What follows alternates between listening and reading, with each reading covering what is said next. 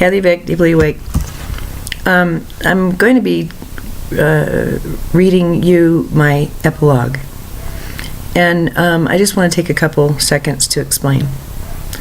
This has been a very fascinating process, one that was, of course, in the end expected, but caught me by surprise, caught the personality portion a bit by surprise. But by the time that things were really happening in April, I was ready. So there have been some changes energetically and in my personality and behavior that I can't deny any longer.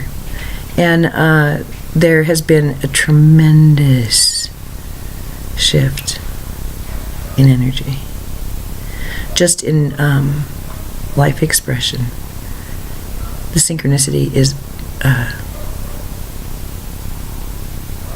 I don't have words for it.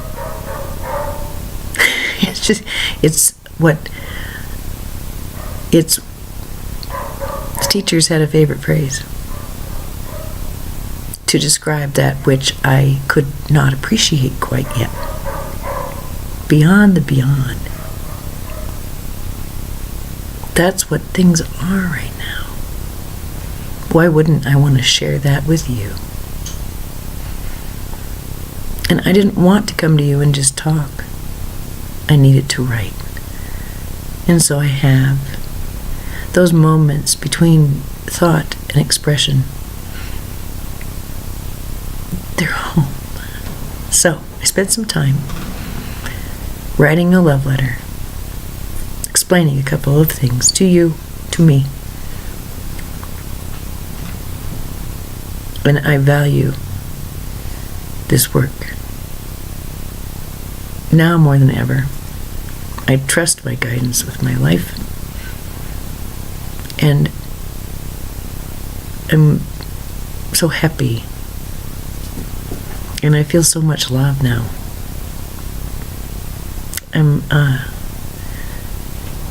It's just different for me now. And I can trust it. So again, why wouldn't I come to you? So, let's begin. This is entitled Arrival. Uncanny how things are working out. I think to myself, thinking now simply on the mechanics of the next several hours, how easy, how smooth, how pleasing. It goes far deeper, higher. It's a widespread thing. It is this that is truly uncanny, and which has moved me to speak as deeply awake once again, bridging now for me what I once was, and was capable, to what I have found myself as now. I call this an epilogue simply because I am no longer questioning myself, my judgment, my discernments, my feelings, my thoughts, and I am finding genuine pleasure and peace in my company, within my thoughts, in my mind and soul. I can no longer consider linear thinking the only game in town. There is something much, much bigger at work here, and it is this that needs to be discussed today. I can remember a few times in the process suddenly realizing how things work here and how things are manifested. It is too hard to speak, but it is a visual and a body thing, knowing that this white noise chaos I am aware of contains within it all patterns, and it's simply a matter now of choosing the patterns I like best, calling them down, and enjoying the hell out of how they come to pass. So the deeply awake I presented, which was riddled with self-doubt, blanketed by a thick sense of inertia and inability and unwillingness. This is the part of the deeply awake process, I guess, which has died off. Fallen off, really. It's there, right there, on the ground. No longer a part of me, it fell off. I can pick it up if I want to, but I don't want to. It's perhaps beloved, that thick understanding of suffering, but entirely foreign at this point. What do I mean by that? I had a lovely evening last night that really soothed me, but it was a complex and surprising and wonderful conversation which left me, as always, once again, doing a post-mortem on it. I noticed immediately as I drove away. I realized I was launching into the old pattern of feeling through all the ways I could have, should have, behaved in order to make people feel better, how I had failed socially, how I had displeased and possibly upset. It was weird, really, to see that play, because it was wholly and completely inappropriate to the situation. So out of joint, it was immediately seen. But yeah, sure, I did that all the time. And last night, driving away, I realized that all that stuff is optional and not real anyway. So I chose a narrative which was true, pleasing, non-anxiety producing, and closer to reality than not. In essence, I told myself a benevolent story, but one which was true. And this means, dear reader, that my native paranoia has passed, is passing. It means I see myself differently now. It means I approve of myself in a bulletproof way. Fireproof. That's one of my nicknames here on the blogosphere. Fireproof Vic is right. I mention it because that was only one in a continuous now series of synchronous events which defy logic in their seamlessness, perfection, simplicity, depth, and genuine respect. Driving home, rounding the curve to our apartment row, I was able to see it better, realizing just what is occurring. And what came to mind was an admonition, a guide, a prediction that Cryon made in regards to what they call the new human. He said, "Get ready, guys. Soon, some of you are going to be shocked at how good things are going to go for you. Things are going to fall together, and the people around you are going to be flabbergasted." Cryon said to expect and to be okay with what others will most definitely call lucky streaks, and that they would become something of a norm. It will leave the one generating it tickled, but in utter balance and alignment with it all. I'm home now, in a lull, perfectly sculpted so that I can write, finally, once again, I can write. But damn it, I enjoy video, so I'm going to do that too, read this aloud. But then, when I return as deeply awake, which I will, of course, I will come as a channel, and perhaps occasionally as reporter, too. Sure, that's one of my roles, but there are so many other things afoot now. I'm going to start a venture that I'm so excited about. It just blows my mind, the inventiveness and how necessary and welcome this service is, and how fun it will be. I don't have the title yet, and nothing happens until I get that. But once I've captured the essence, oh, good God, joy and mirth and risk and fun are attendant, as is abundant money flow, and so many other wonderful, freeing, and joyous things.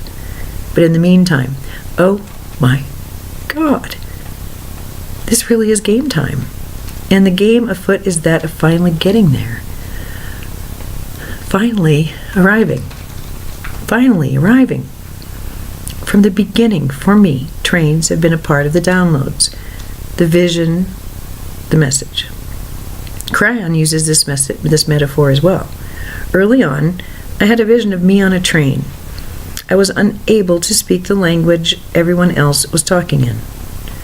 Parenthetically, I wrote about this very early on. It can be found on lightworkers.org/MacArthur. One day I will transfer all my work over to that one site, but for now, 2012 to 2014 is complete on the Lightworkers site. In this vision, I was asked, how do you respond? What is going to happen here? You are all in this together, in an enclosed area. You are all headed in the same direction. You are confined, and there is nothing more to do than to deal with this. You can make each other miserable, or happy, or neutral, but there is this language barrier. As I walked through the various responses and saw how such a thing could be interpreted and played so many ways on all sides, In the end, I realized that what happens is there's a merging, a blending, and everyone is enhanced. Everyone learns new things, and there is, of course, peace. But before seeing that, I felt the resentment, the isolation, the fear, the native hesitation, the separation. The metaphor has proved a potent and fruitful one, and Cryon has done astounding work with it to explain quantum principles unlanguageable in strictly linear, non-storytelling terms, for which my inner science nerd thanks them. There is a channel that helped me about trains that Cryon did, and I will post it along with a few other things today. He talks about us knowing we have the ticket. It's in our hands. In the channel he says, you know the train is coming. You don't know when. How do you respond? And his assurance, yes, the train is coming. You have your ticket. It's just a matter of when. Parenthetically, I have behaved so horribly because I am so impatient. Oh well. My friend Diane and I shared such visions, seeing each other first on platforms, then inside the train, but not moving. And then our connection faltered, and I assume she is on a very beautiful, shiny train. We run parallel at the moment, but we are both on our way.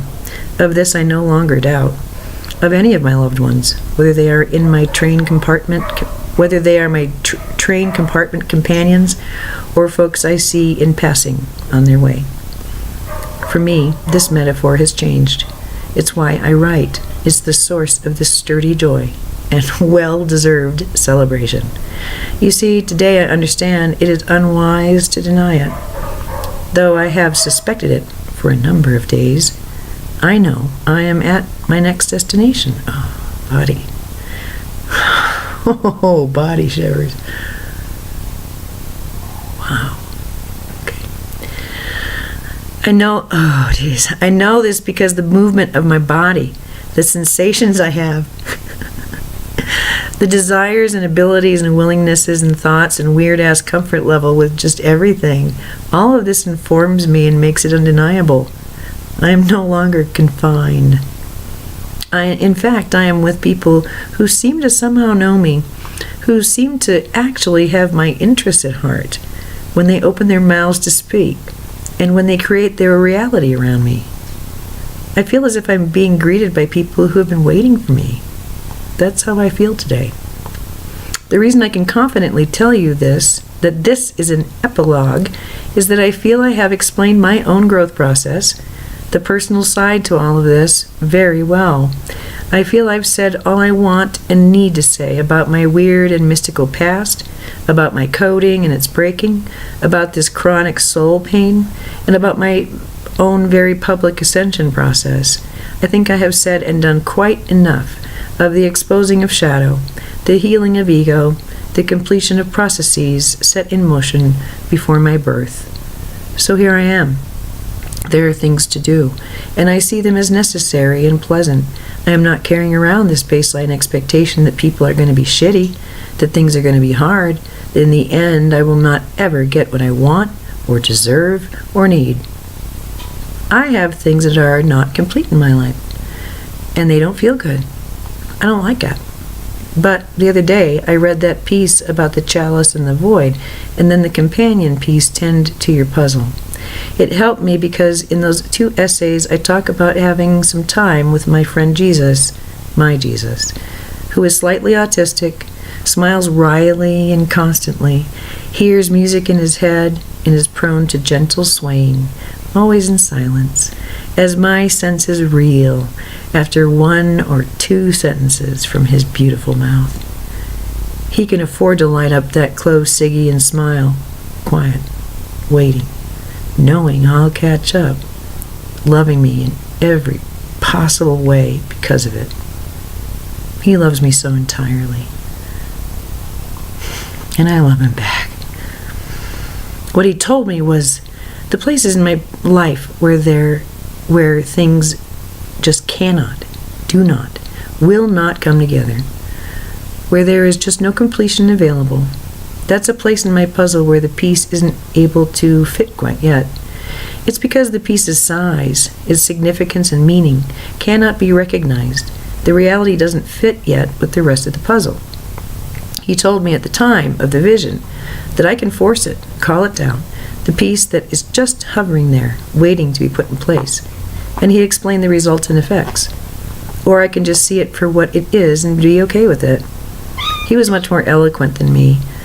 It really helped ease my thinking around this next part, and it calmed me the F down, made it possible for me to focus on what is going right. And somehow I feel better knowing what doesn't feel right or complete will. It's just a matter of time and maturation. I have those places, those voids in my life too. Places where it seems like wind whistles through a structure that is weather-worn and structurally unsound, unsturdy, ready to dissolve, break, and I guess maybe that's part of the puzzle too. Removing whatever debris there is, tearing down what I'm having to walk around and make excuses for because it just no longer is helpful, interesting, helpful, or fun. Maybe this is the further teaching, something I couldn't quite appreciate when he first visited. I can call it down, or I can just get ready. Show faith. No. All is in order, and timing is all it is required to allow another piece of the puzzle to fall into place. It's another way to look at shifting resonance, shifting consciousness, altering perception, and realizing there is something bigger going on. This is my epilogue. I am looking forward to my next venture, and I am thrilled to come now and again as channel and as reporter. Not to crow, oh heavens no, but honey, if things start actually freaking working out, which they most definitely are, then isn't that the point? Rather than seeing a report from me about how things are falling into place being an act of vanity, let me just say for the record that part of my job is to report the entire arc. Those who have followed along know that I have had many who have taken pot shots when I have been in confusion, pain, turmoil, and profound grief. And we all know that I will have those taking pot shots at me when I am in balance, aligned, and in approval and love with my preferred expression and its resultant reality. It's a quantum reality, after all, and this is no longer of interest to me. As a writer, it's not my job to think about my reception. It's my job to concentrate on presentation and let the audience catch up. So critics, have at it. I'll let them. They no longer apply. That's because what comes now is simply what was expected. What is actually physics in motion. Quantum reality expressing consciously through humanity. That's it. It's a lot, but hey, that's it. I wish you well on your journeys, and if you, like me, have pieces in your life that still ache and don't run right, well, tell you what. When it's good, let it be good. When it sucks, remember it won't suck forever. And let's just assume that only love is real. Let's begin and end there, and just see how things go. I will end by telling you, the last Cryon recording I heard was a bit scary. He warned us that there are some things up ahead that will shake us, and may make us question things we never even considered. And it might be of a high difficulty, but to fear not and keep going. On a day like today, tumblers all in place, the worries few and feathery, fragile, easily toppled, hope an obvious guest, and evidence of blessings as far as I can see. I truly have let the questions drop, the anxieties fade, and I'm focusing, thankfully, on the gifts, the blessings, the miracles, and the excitement in front of me. They beckon. They take my hand. They smile. Body shivers again. They and I move me along now in happiness and joy. Shit has a way of working out, in other words. I'm living proof. I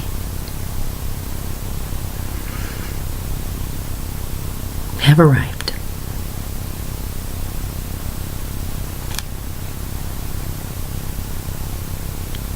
Blessings be. Selah.